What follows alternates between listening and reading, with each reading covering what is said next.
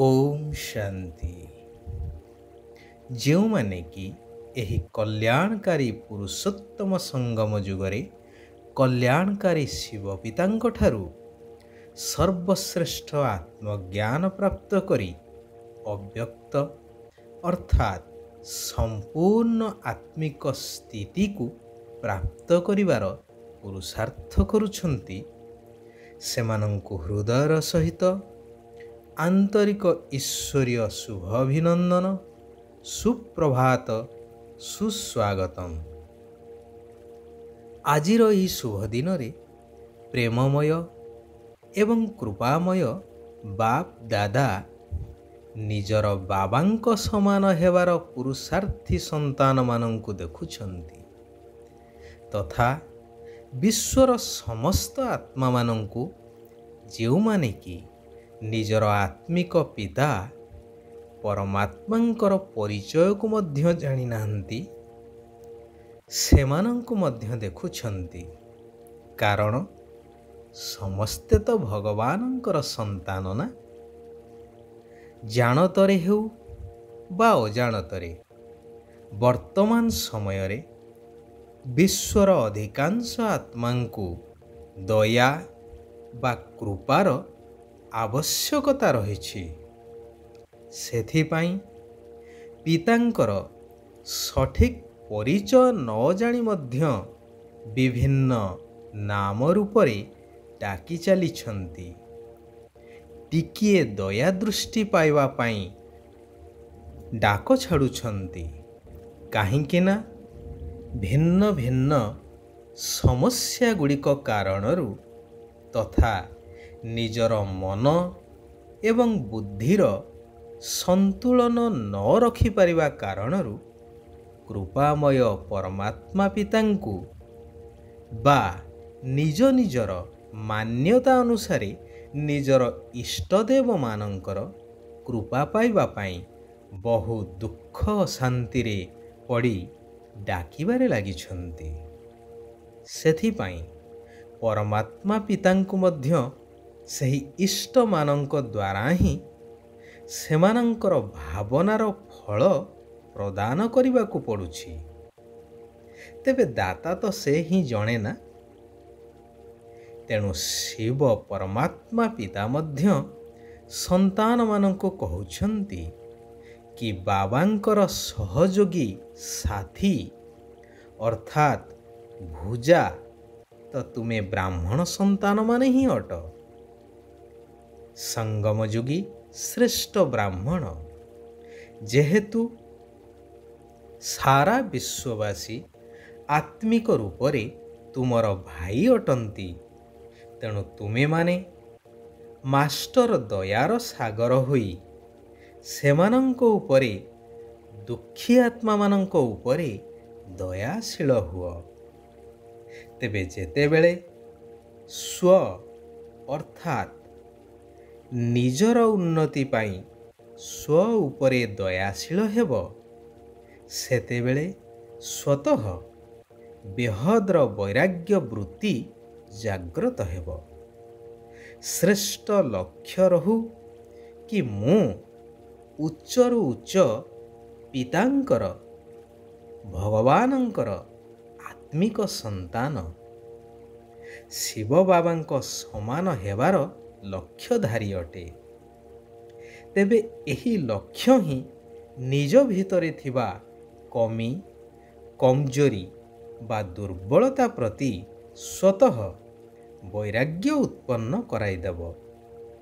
ଯେପରି ସଚ୍ଚା ଭକ୍ତଟିଏ ଦୟାଳୁ ହୋଇଥାନ୍ତି, ଅର୍ଥାତ୍ ପାପ କରିବାକୁ ଡରିଥାନ୍ତି ନା। ତୁମେ ସନ୍ତାନମାନେ ତ ଭକ୍ତଙ୍କ ଠାରୁ ଶ୍ରେଷ୍ଠ ଜ୍ଞାନୀ, ତେଣୁ ତୁମକୁ ଦୟାଳୁ ହୋଇ ପ୍ରଥମେ ପାପଠାରୁ ଦୂରେଇ ରହିବା ଦରକାର।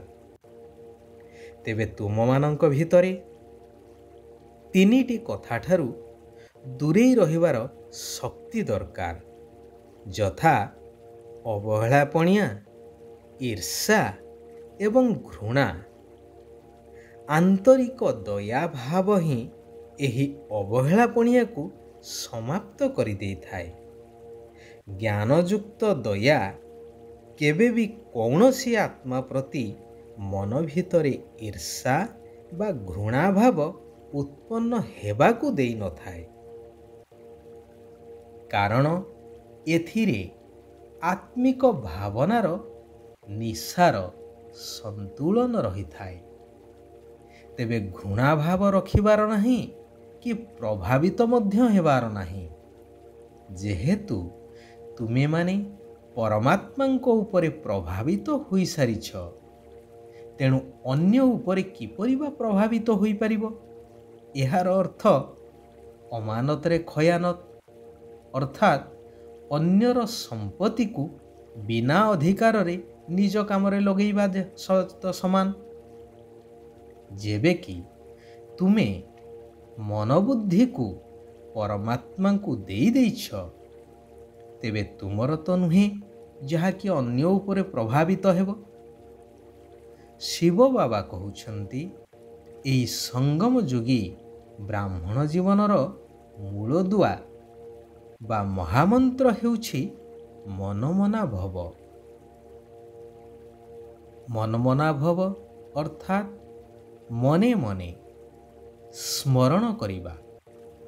ବେହଦର ବୈରାଗ୍ୟ ଅର୍ଥାତ୍ ଦେହ ସହିତ ସାରା ସଂସାର ଠାରୁ ବୁଦ୍ଧି ସହିତ ଅଲଗା ରହିବା।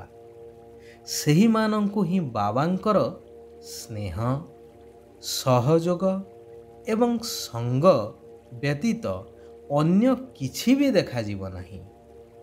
ବୁଦ୍ଧିରେ ସର୍ବଦା ରହିବ କି ତୁମ ସଙ୍ଗରେ ଖାଇବି, ତୁମ ସଙ୍ଗରେ ପିଇବି, ଉଠିବି, ବସିବି, ତୁମ ସହିତ କର୍ମଯୋଗୀ ହୋଇ କର୍ମ କରିବି। ବାବା ଯେହେତୁ ନିରାକାର, ତେଣୁ ତୁମ ସନ୍ତାନମାନଙ୍କ ଦ୍ୱାରା ହିଁ ବିଶ୍ୱ ପରିବର୍ତ୍ତନର ଶୁଭ ଆଶା ରଖିଛନ୍ତି।